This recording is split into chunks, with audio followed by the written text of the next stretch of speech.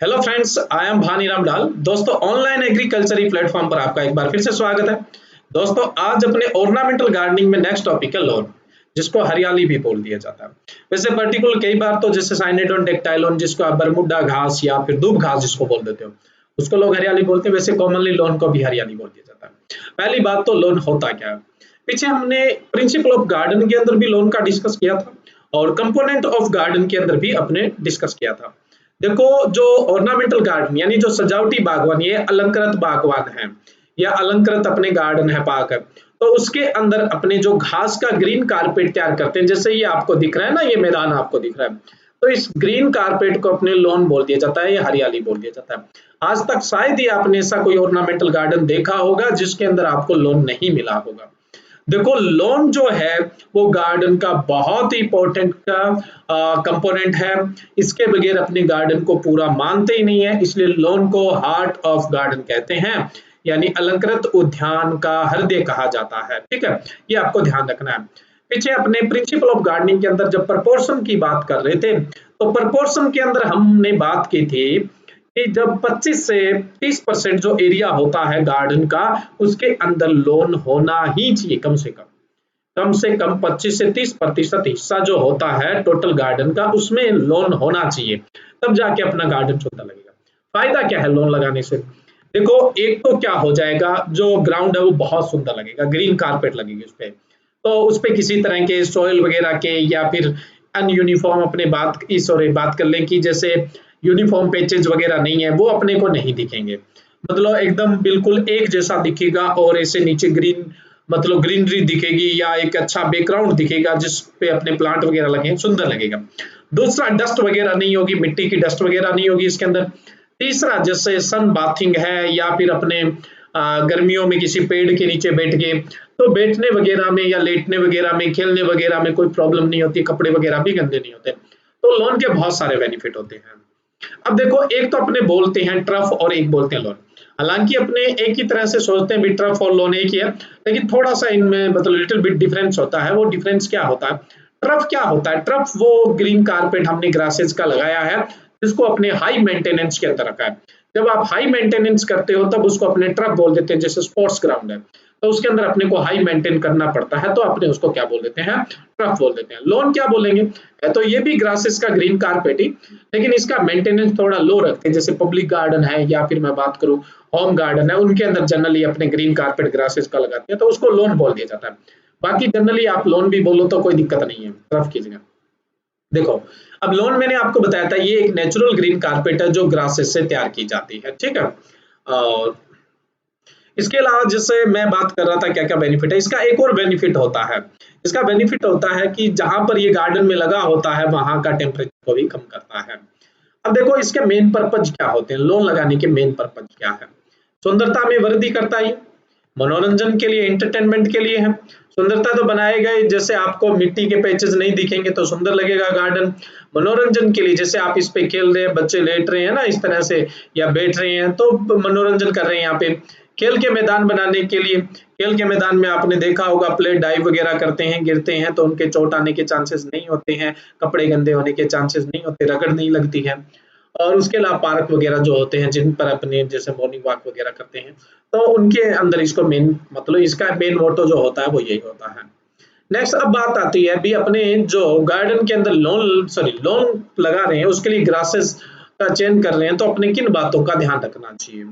देखो, घास है जो अपने काम में ले रहे हैं लॉन बनाने के लिए, कौन से एरिया के लिए अपने उसका सिलेक्शन कर रहे हैं उस बात पर डिपेंड करता है। एक तो पहली बात तो भी कौन सी जो जाति है ग्रास की, साइनेडोन लेनी है या फिर कोई और जापानीज घास लेनी है या फिर जोसेफिल लेनी से, कोई सी भी ग्रासेस आपको लेनी है, तो कौन सी ग्रास लेनी है, कौन से एरिया के लिए कौन सी सुटेबल है, कौन सी क्लाइमेट कंडीशन के लिए कौन सी सुटेबल है, वो चीज तो देखनी है।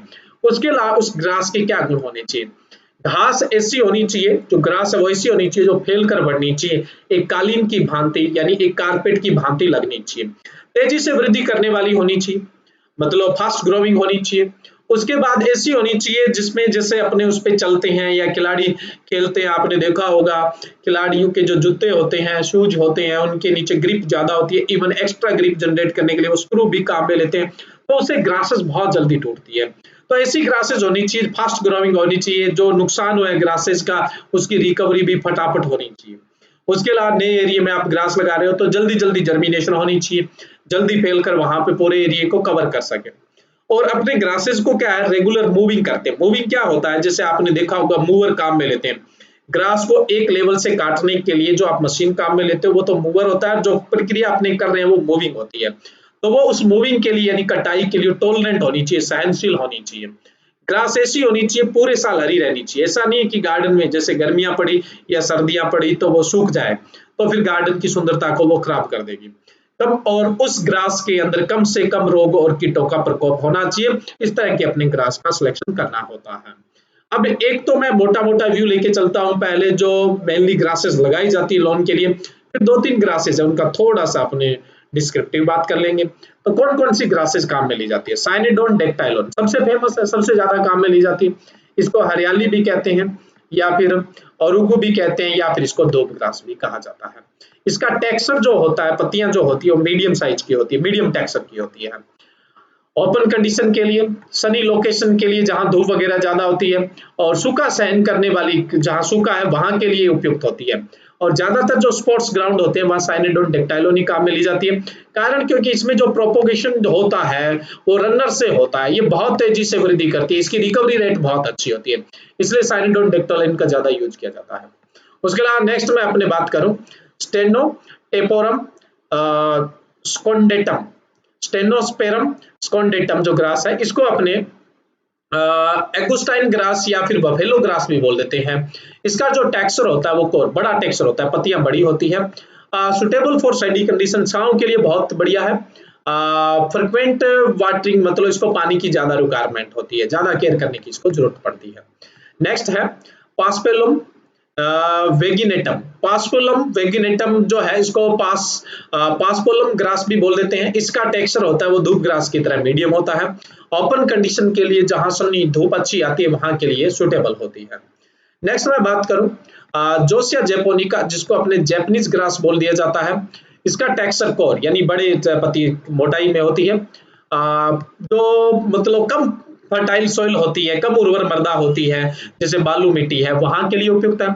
ओपन सनी सिचुएशन यानी प्रॉपर जो प्रकाश होता है वहां के लिए सुटेबल है, लेकिन इसकी ग्रोथ रेट बहुत ही कम होती है। नेक्स्ट मैं बात करूं जोसिया मेट्रिला, इसको मनीला ग्रास भी बोल देते हैं। इसका टेक्सचर मीडियम होता है और ओपन सनी कंडीशन के लिए या जहां प्रॉपर धूप आती है उसके लिए सुटेबल होती है। नेक्स्ट मैं बात करूं जोसिया टेनिफोलिया, जोसिया टेनिफोलिया को कोरियन ग्रास बोल देते हैं या वेलवेट ग्रास बोल देते हैं या कारपेट ग्रास बोल देते हैं। फाइन टेक्सचर की होती है और सुंदर होती है, लेकिन इसकी ग्रोथ कम होती है, होती सुंदर है लेकिन ग्रोथ कम होती है। ओपन कंडीशन के लिए, सनी कंडीशन के लिए, प्रकाश वाली कंडीशन के लिए बढ़िया होती है। साइनेडोन तो स्पीसीज अपने बात कर ही चुके हैं, बरमूडा ग्रास बोल देते हैं, ये साइनेडोन की जाति होती है। हैदराबादी ग्रास भी बोल देते हैं, दूब घास की ही एक अलग जाति होती है। इसका टेक्सचर थोड़ा फाइन होता है, ओपन कंडीशन के लिए सुटेबल होती है, ग्रोथ भी अच्छी होती है, फटाफट बढ़ जाती है, मूविंग रेगुलर इसकी करनी पड़ती है। नेक्स्ट अपने बात करें कुछ कूल सीजन टेम्परेट रीजन में लगाई जाने वाली ग्रासेस जो है, जैसे पोआ एनुआ, एनुअल ब्लू ग्रास बोलते हैं इसको। मीडियम फाइन टेक्सचर की होती है, मतलब छोटे से थोड़े से बड़े से टेक्सचर की बीच की सी होती है। एसिड सॉइल होती है, अम्लीय मृदाएं होती है, उसके प्रति सहनशील होती है, आसानी से लगा सकते हैं। और ऊंचाई वाले इलाके जहां खूब ठंड पड़ती है वहां पे इसको आसानी से लगाया जा सकता है। नेक्स्ट है पोआ पार्टेंसिस, इसको केटुकी ब्लू ग्रास बोलते हैं। ये भी मीडियम टू फाइन टेक्सचर की होती है, सेमी सिचुएशन पे इसको लगाया जा सकता है। नेक्स्ट है एग्रोसिटिक्स पोलिस्ट्रिस, इसको क्रीपिंग बेंट ग्रास बोला जाता है। ये भी कुल जो एरिया है टेम्परेट रीजन है उसके लिए सुटेबल रहती है। अब अपने कुछ जो दो चार इंपॉर्टेंट ग्रासेज है उनकी बात करें जो इंडिया में मेनली ग्रो की जाती है, जैसे दूब घास साइनिडोन डेक्टाइलोन, जो इंडिया में ग्रो करते हैं। पहले अपने वर्ल्ड वाइड बात करते हैं, इसको अपने बरमूडा घास या दूब घास भी कहते हैं। भारत में सबसे ज्यादा लोकप्रिय है, स्पोर्ट्स ग्राउंड वगैरह उनमें भी सबसे ज्यादा लगाई जाती है। और अगर अपने इसको लगा रहे हैं पहली बार तो 12 से 14 महीने में बहुत बढ़िया स्टाब्लिश हो जाती है, अगर आप सीड से लगा रहे हैं तो। ये आप देख सकते हैं ये दूब घास। नेक्स्ट अपने बात करें कोरियन घास, जिसको अपने जोइसिया जैपोनिका बोलते हैं। इसके अलावा जैपनीज ग्रास भी बोलते हैं इसको। इसकी उत्पत्ति जापान, कोरिया और फिलीपींस द्वीप मानी जाती है। घास छोटे क्षेत्रों और घर के लोन के लिए उपयुक्त होती है, पत्तियां थोड़ी चौड़ी होती है, आप इसको देख सकते हो। घास काफी कठोर होती है लेकिन इसकी वृद्धि होती है वो धीमी गति से होती है, इसलिए स्पोर्ट्स ग्राउंड और पब्लिक पार्क में इसको नहीं लगाया जाता है। जहां दूब घास अच्छी वृद्धि नहीं करती वहां पर ये अच्छा परिणाम देती है, बस इतना फायदा है इसका। नेक्स्ट अपने बात करें गूज ग्रास। इसको स्टेनोप्रहम स्केंड्रम बोल दिया जाता है। काफी कठोर होती है, आप देख सकते हो। यह घास आर्द्र क्षेत्रों के लिए मतलब जहां ट्रॉपिकल रीजन है, ह्यूमिड कंडीशन है, वहां के लिए उपयुक्त है। भारी वर्षा की बूंदों को सहन करने की क्षमता होती है, पानी वगैरह खड़ा भी रह जाता है तो अभी इसमें ज्यादा दिक्कत नहीं आती है। नेक्स्ट अपने बात करें डिकोहेंट्रा रिपेंस। पत्तियां काफी मोटी होती है, यह घास भूमि पर एक विशेष प्रकार का आवरण तैयार करती है। इसमें घास की कटाई वगैरह नहीं तैयार की जाती, कटाई वगैरह नहीं की जाती है, मूविंग वगैरह नहीं की जाती है, और इसको अधिक धूप वाली कंडीशन में और छांव वाली कंडीशन, दोनों प्रकार की कंडीशन में इसको लगाया जा सकता है। नेक्स्ट उसके अलावा मैं बात करूं तो पोआ प्रेटेंसिस, नीले हरे रंग वाली घास होती है, ये आप देख सकते हैं यहाँ पे, ठंडी जलवायु के लिए उपयुक्त है, पीछे अपने डिस्कस हुआ ही था। उसके अलावा फ्लेक्यू ग्रास लॉन में प्रयोग होने वाली सब घासों में से सबसे सुंदर होती है। घास चमकीले रंग की होती है, जल्दी उगती है, जल्दी बढ़ती है, अधिक पानी की जरूरत होती है, ये प्रॉब्लम है वैसे इसकी, और इसमें मूविंग जल्दी जल्दी करनी पड़ती है। उसके अलावा इंडिया में पेस्पलम डिस्टिकम और उसके अलावा पेनिसिटम कैलेंडिस्टाइप, इस तरह की जो ग्रासेज है वो लगाई जाती है, तो ये इंडिया में लगाई जाने वाली मेन स्पीसीज है। नेक्स्ट अपने बात करें प्लांटिंग ऑफ ग्रास, किस तरह से ग्रास को लगाया जाता है। एक तो अपने सीड से लगाते हैं, बाय सीड, है ना, सीड डाल देते हैं। जनरली 10 से 12 किलो बीज है वो 1 एकड़ के लिए उपयुक्त होता है। और अगर अपने बात करें कि 1 हेक्टर के लिए, तो 1 हेक्टर के लिए 20 से 25 किलो बीज के, सॉरी 25 किलो बीज की लमसम आवश्यकता होती है। और वर्षा ऋतु जैसे स्टार्ट होती है, मानसून जैसे स्टार्ट होता है, वैसे ही अपने सीड की सॉविंग कर दी जाती है। नेक्स्ट है टर्फिंग। देखो टर्फिंग में क्या होता है, घास की जो पट्टियां होती है, जैसे ये पट्टी है, ये अपने किसी क्षेत्र में लगाते हैं, जहां पे अपने ग्रास तैयार करें, वहां से इसको पट्टी के रूप में उखाड़ दिया जाता है, सैंड सॉइल पे इसको लगाया जाता है, वहां से अपने इसको पट्टी के रूप में ले लिया जाता है, और जहां पर लोन स्टैब्लिश करना है वहां पे अपने ये पीठ पर नीचे जैसे मतलब मिट्टी और जो मैन्योर है, खाद है, उसका मिश्रण तैयार करके और उसके ऊपर सीधी पट्टियां बिछा दी जाती है। टर्फिंग सबसे जल्दी लोन स्टैब्लिश करने का मेथड है, ये एग्जाम के लिए एक इंपॉर्टेंट क्वेश्चन है। कौन से मेथड से आप लोन स्टैब्लिश कर रहे हैं तो उससे जल्दी लोन स्टैब्लिश होगा, तो वो टर्फिंग होगा। आप सोचिए, आपने फटाफट सोइल तैयार किया, इस पे पट्टियां रखी और आपने इस पे वाटरिंग कर दी, पानी छिड़क दिया, लोन तो आपका तैयार है जस्ट, है ना। तो ये सबसे जल्दी लोन तैयार करने का मेथड है, वो कौन सा, अपना टर्फिंग। उसके अलावा घास की पट्टियां लगाना, ये भी एक टर्फिंग मेथड या टर्फ स्ट्रिपिंग बोल देते हैं, ठीक है। इसमें भी अपने घास की पट्टियां होती है, उसको बस फटाफट बिछा दिया जाता है, तो ये ट्रपिंग का ही मेथड होता है। देखो जनरली इस ट्रपिंग की बात करें, इस विधि में घास के तने को जड़ सहित 5 से 6 सेंटीमीटर लंबे टुकड़ों को काट लिया जाता है। इसे 2 भाग घास के टुकड़ों को, एक भाग गोबर की खाद, एक भाग ताजा गोबर, भाग बालू और रेत मिलाकर लुगदी बना ली जाती है और जमीन पर समान रूप से फैला दी जाती है। तो सीधे अपने घास अपने लेके उसको फैला रहे हैं तो ट्रपिंग या पट्टियां डाल रहे हैं तो ट्रपिंग, ट्रफ स्ट्रिपिंग है, ठीक है, बस इतना ही फर्क होता है। ट्रपिंग के अंदर सीधे घास के टुकड़े अपने एक पट्टी में बिछा देते हैं, और ट्रफिंग स्ट्रिप ये जो आप जनरली देख रहे हैं, ठीक है। तो ट्रफिंग ये एक ऐसा मेथड है जिससे आप लोन बहुत जल्दी जल्दी स्टैब्लिश करते हैं। एक होता है डिबलिंग। डिबलिंग में क्या करता है, आपने घास ली और मिट्टी के अंदर होल किए और वहां पर घास, कई जो धूप घास है वो एक साथ इसमें आपने फंसा दी, तो इसको आप डिबलिंग बोलते हैं। आपको ही पता है घास में या तो क्या है, स्टोलन निकलते हैं या रनर्स, जैसे धूप घास है उसमें रनर्स निकलते हैं, फिर घास ऐसे फटाफट फैलेगी और फटाफट क्या कर लेगी, उस एरिया को कवर कर लेगी और अपना लोन है वो स्टैब्लिश हो जाएगा। तो ये मेजर मेथड है, बाय सीड, बाय ट्रपिंग या ट्रप स्ट्रिपिंग या डिबलिंग, ये मतलब घास को लगाने के मेथड है, लोन स्टैब्लिश करने के मेथड है। उसके अलावा होता है ब्रेकिंग। ब्रेकिंग क्या होता है, जैसे कई बार आपने देखा होगा लोन में से कोई पर्टिकुलर पेज, कोई बीच की जो जगह होती है उसमें से घास मतलब कम हो जाती है या विरल हो जाती है, तो वहां अपने घास का टुकड़ा, जैसे ये हम पट्टी लेके आए वैसे घास का टुकड़ा जैसे ब्रिक्स टाइप का, इन टाइप का लाके वहां पे सेट कर देते हैं, तो उसको अपने क्या बोल देंगे, ब्रेकिंग। तो ये तो क्या करता है कि जो लोन है उसमें सुधार करने का एक मेथड है। उसके अलावा एक मेथड और भी होता है, कम काम में लिया जाता है, प्लांटिंग और पॉलीथीन। इसके अंदर अपने 800 गज की थिकनेस की पॉलीथीन लेते हैं और उसके अंदर ग्रास लगा देते हैं, बाद में अपने उसको रोल आउट करके सीधा फील्ड के अंदर लगा सकते हैं, ठीक है।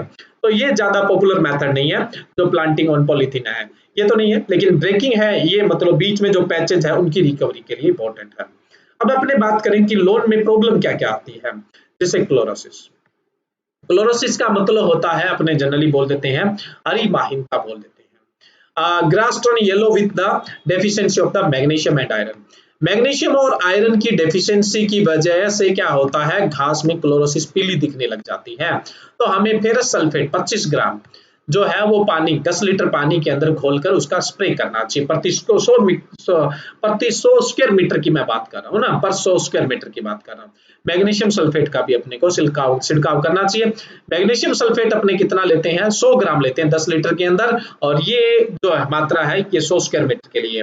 तो मैग्नीशियम की डेफिशिएंसी की भरपाई करने के लिए मैग्नीशियम सल्फेट 100 ग्राम प्रति 10 लीटर पानी में मिलाकर अपने छिड़काव करते हैं 100 मीटर स्क्वायर एरिया में। और आयरन की डेफिशिएंसी की पूर्ति करने के लिए अपने क्या करते हैं, 25 ग्राम प्रति 10 लीटर पानी के अंदर आयरन सल्फेट मिलाकर 100 स्क्वायर मीटर एरिया के अंदर स्प्रे करते हैं। नेक्स्ट है इम्प्रॉपर मूविंग। इम्प्रॉपर मूविंग, जैसे आप मूविंग कर रहे हैं, कटाई कर रहे हैं, तो lawn cut to the closely turn yellow and often look the disease और ड्राइट। अगर अपने प्रॉपर नहीं करते हैं तो उसमें येलोइंग या ऊपर नीचे दिखने लग जाती है, कहीं से डार्क ग्रीन या कहीं से मतलब लाइट ग्रीन येलो दिखने लग जाती है। Move enough to remove not more than 1/3 height of the grasses at a time. जितनी ग्रास की लेंथ है उसके 1/3 से उसको ज्यादा नहीं काटना चाहिए, नहीं तो वो गार्डन सुंदर नहीं लगेगा। तो इसके लिए अपने मूवर की जो ब्लेड वगैरह है, मूवर की जो रिपेयरिंग वगैरह है, वो अपने को प्रॉपर करते रहना चाहिए। इम्प्रॉपर वाटरिंग, अगर हम प्रॉपर पानी नहीं देते हैं तो क्या प्रॉब्लम आती है, देखो कम पानी दिया तो भी पानी की कमी, ज्यादा पानी दे दिया तो भी डिजीज आ सकती है। तो अपने क्या करना चाहिए, प्रॉपर जो है वो पानी देते रहना चाहिए लोन को, जिससे अपना लोन है वो सुंदर दिखे और अच्छा दिखे, शाइन लियर दिखे। उसके अलावा जैसे कुछ इंसेक्ट आ जाते हैं, जैसे व्हाइट आंट है, इसकी प्रॉब्लम हो जाती है, ठीक है, ये रूट को नुकसान पहुंचाता है। इसके लिए अपने लिंडेन 1.3% डस्ट का काम में लेते हैं। कट वर्म का भी एप्लीकेशन, सॉरी कट वर्म की भी प्रॉब्लम आ जाती है। ग्रब्स जो लट है उनकी भी प्रॉब्लम हो जाती है, पत्ती के फुदके की भी प्रॉब्लम हो जाती है, और नेमेटोड्स की भी प्रॉब्लम हो जाती है।